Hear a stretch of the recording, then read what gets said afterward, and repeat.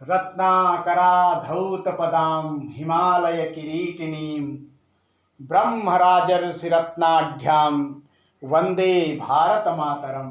वंदे भारतमातरम।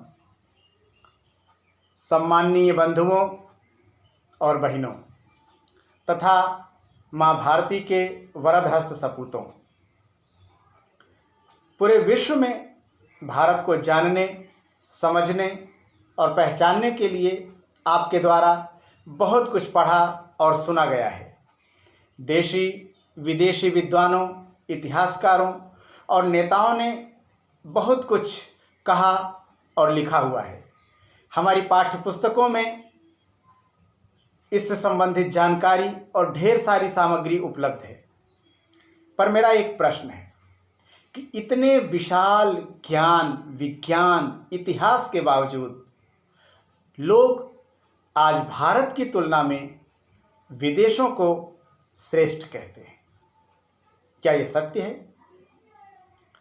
क्या वास्तव में आज हम या हमारा राष्ट्र बहुत पिछड़ा हुआ है और इतना पिछड़ा हुआ है कि हम उसकी बुराई करते फिरें? और यदि ये बात सही भी है तो क्या हमारा ये राष्ट्र आज ही पिछड़ा है या मध्यकाल में पिछड़ा था या प्राचीन काल से ही पिछड़ा हुआ है?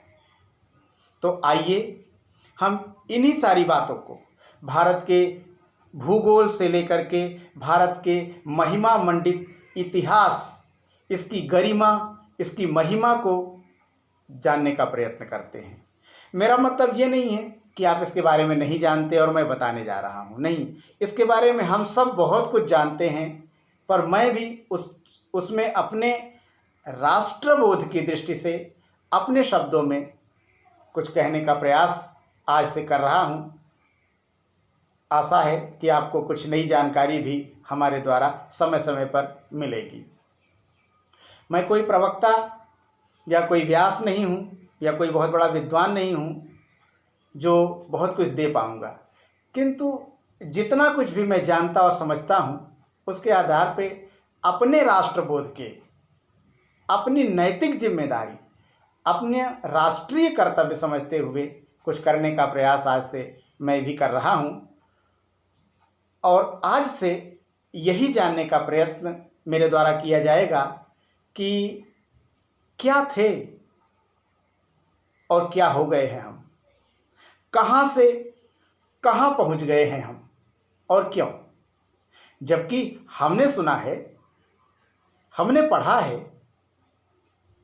विश्व गुरु भारत, सर्व शिरोमणि भारत, सोने की चिड़िया भारत, तस्वीरे आलम भारत, और ये भी पढ़ा है कि सारे जहां से अच्छा हिंदोस्तान हमारा।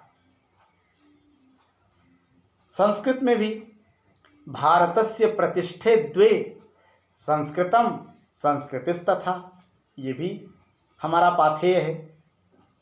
और आते आते इकबाल ने तो यहाँ तक कह दिया कि यूनान मिस्र रोमा सब मिट गए जहाँ से, कुछ बात है कि हस्ती मिटती नहीं हमारी, सदियों से रहा दुश्मन दौरे जहाँ हमारा।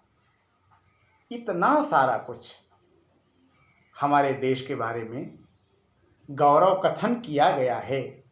इसी तरह और भी बहुत कुछ है जो लगभग हम सभी जानते हैं। मित्रों, इतिहास साक्षी है कि मिस्र की संस्कृति अब कहाँ है। असीरिया और बेबीलोन की संस्कृतियां भी क्या भूमि पर हैं? नहीं। लेकिन करोड़ों करोड़ों वर्ष के इतिहास वाला ये भारतवर्ष और भारत संस्कृति आज भी अक्षुण्ण है और आज भी देश दुनिया के लोग इसकी तरफ आशा और विश्वास भरी दृष्टि से इसकी तरफ निहार रहे। इसलिए मैं भारत दर्शन के इस विषय को जय हे जगती के प्रथम राष्ट्र भारत इस रूप में लेकर आपके सामने प्रस्तुत हुआ हूं।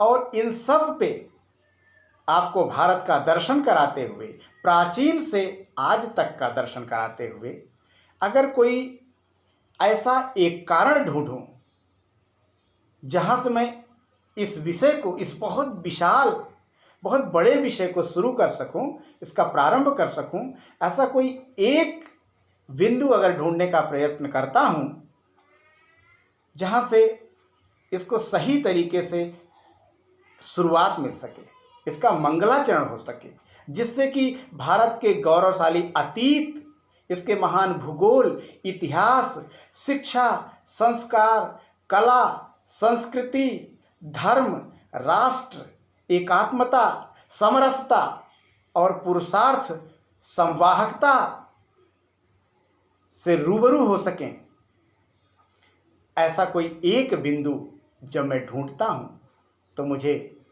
सिर्फ और सिर्फ संस्कृत में कर्मकांड के दौरान बोला जाने वाला संकल्प प्राप्त होता है। इसलिए मैं संकल्प से अपनी बात शुरू करूंगा। और वैसे भी आप देखते हैं कि जब भी संस्कृत में कोई यज्ञ, अनुष्ठान या कोई भी कार्य होता है, कोई भी मांगलिक कार्य होता है, तो यह संकल्प जो संस्कृत में है, यह कश्मीर से कन्याकुमारी, अटक से कटक, पूरे भारत में एक जैसा ही है। ये संस्कृत की जो विरासत है, संस्कृत की संस्कार के रूप में हमें परिपाटी के रूप में प्राप्त, परंपरा के रूप में प्राप्त जो 3-4 पंक्तियों का की ये थाती है, ये अनमोल है मित्रों। और यहीं से मैं अगर अपनी बात शुरू करूंगा तो हमारे इस दिशा में संकल्पबद्ध होकर के मैं आगे बढ़ सकूंगा, ऐसा मेरा मानना है। वो संकल्प मैं पहले पढ़ दूं जिससे मैं अपनी बात शुरू कर रहा हूं भारत के गौरवशाली अतीत से आज तक के भारत के बारे में। वो संकल्प है जिसे हमारे दूरदर्शी मनीषी पूर्वजों ने हमारे दैनिक पूजा पाठ, यज्ञ, अनुष्ठान आदि में समाविष्ट कर दिया है। और इतने वर्षों से आज तक वही संकल्प मंत्र पूरे विश्व के कोने में एक रूप में ही चलता है।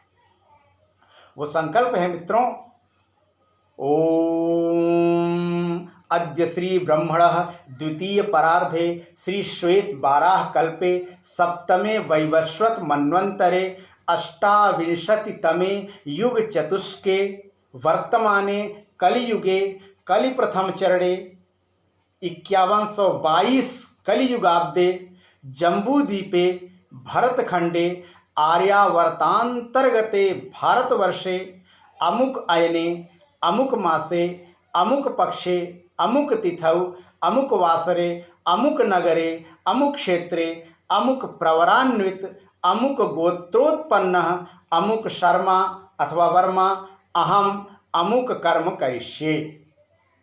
ये जो संकल्प है, ये भारत की विशालता, महानता का सबसे प्रमुख और सर्वोपरि, सर्वशिरोमणि तथ्य है, जहाँ से हमें भारत दर्शन की शुरुआत करनी चाहिए। क्योंकि इसको समझ लिया तो बहुत कुछ समझ लिया, क्योंकि ये हमारी वैज्ञानिक कालगणना की शुरुआत यहाँ से होती है। इस संकल्प का हमेशा ही, मैंने बताया, उपयोग किया जाता है हर मांगलिक कार्य में। पर दुर्भाग्य कि आज प्रायः न तो पुरोहित इसका अर्थ जानते हैं और न तो यजमान की तो बात ही क्या। लेकिन सबसे बड़ी बात तो ये है कि जो चंद पुरोहित, पंडित, विद्वान, कथा कराने वाले, यज्ञ अनुष्ठान कराने वाले इसको जानते हैं, वो इसको समझाने, बताने की जहमत ही नहीं उठाते। इसलिए आज मेरा ये आग्रह है कि वे 1 घंटे, कम से कम सबसे छोटी से छोटी कथा भी अगर वे कराते हैं तो कम से कम 1 घंटे का यज्ञ अनुष्ठान की तैयारी, 2-3 घंटे का यज्ञ अनुष्ठान कथा वो कराते ही हैं। अगर उसमें 10 से 15 मिनट का समय वो इस संकल्प को समझाने, वहाँ उपस्थित समुदाय को बताने और देश राष्ट्र के परिप्रेक्ष्य में इसका परिचय कराने में उपयोग करें, तो हमारे देश, हमारे राष्ट्र, हमारे धर्म, हमारी संस्कृति के लिए बहुत ही उन्नत कार्य होगा, उत्तम कार्य होगा। इसलिए मेरा आग्रह है कि सभी पंडित इसको एक बार फिर से समझें और घर घर इसको समझाने का प्रयत्न करें। वैसे इसमें इतना कठिन कुछ नहीं है। जरा सा ध्यान दें तो सब समझ में आ जाता है कि वो कौन सी बात है जिसके कारण ये सर्वश्रेष्ठ है, भारत की महानता का परिचायक है, जिसके कारण हम विश्वगुरु थे। और वो पहला कारण है इस संकल्प की शुरुआत में लिखा हुआ जो शब्द है, जो एक उसका प्रथम चरण है, वो चरण है ब्रह्मणः द्वितीय परार्धे। इससे आपको पता चलेगा कि हमारे भारत की प्राचीनता कितनी है। किसी भी देश का कोई अस्तित्व नहीं, इतनी पुरानी कालगणना हमारी आज उपलब्ध है हमारे ग्रंथों में, और हमारे दैनिक पूजा पाठ में इसका उपयोग होता है। कल्पना कीजिए कितनी बड़ी थाती है हमारे पास। उच्चारित पद श्री ब्रह्मणः द्वितीय परार्धे, यानी मित्रों ब्रह्मा जी के द्वितीय परार्ध में। इसका मतलब हुआ कि ब्रह्मा जी का एक परार्ध के बाद दूसरा परार्ध। अब ब्रह्मा जी का एक परार्ध का मतलब होता है एक अंक पर 20 शून्य लगा दें, जितना वर्ष होगा उतने वर्षों का होता है ब्रह्मा जी का एक परार्ध। अब उस एक परार्ध के बाद ये दूसरा चल रहा है, यानी कि एक अंक के बाद 20 शून्य। इतनी प्राचीन और महिमा मंडित हमारी संस्कृति है, हमारी ये धरोहर है। इस काल गणना को हम मनवंतर गणना कहते हैं। ये मैं यूं ही नहीं बोल रहा हूँ, इसके भी बारे में हमारे साहित्यों में, हमारे शास्त्रों में, ग्रंथों में ढेर सारी सामग्री उपलब्ध है। पंडित रघुनंदन शर्मा आदि अनेकों विद्वानों ने इस पर अपने विचार व्यक्त किए हैं। वैदिक संपत्ति ग्रंथ में इसका वर्णन है कि हम इतने प्राचीन हैं। आज इस पहली विरासत, इस पहली बात के साथ ही मैं अपनी बात संपन्न करूंगा। इसी तरह से मैं हर दिन एक एक भारत के गौरव को लेके चलूंगा। दूसरे दिन कल श्री श्वेत 12 कल्प समझाने का मैं प्रयत्न करूंगा। तब तक के लिए जय हिंद, जय भारत, वंदे मातरम।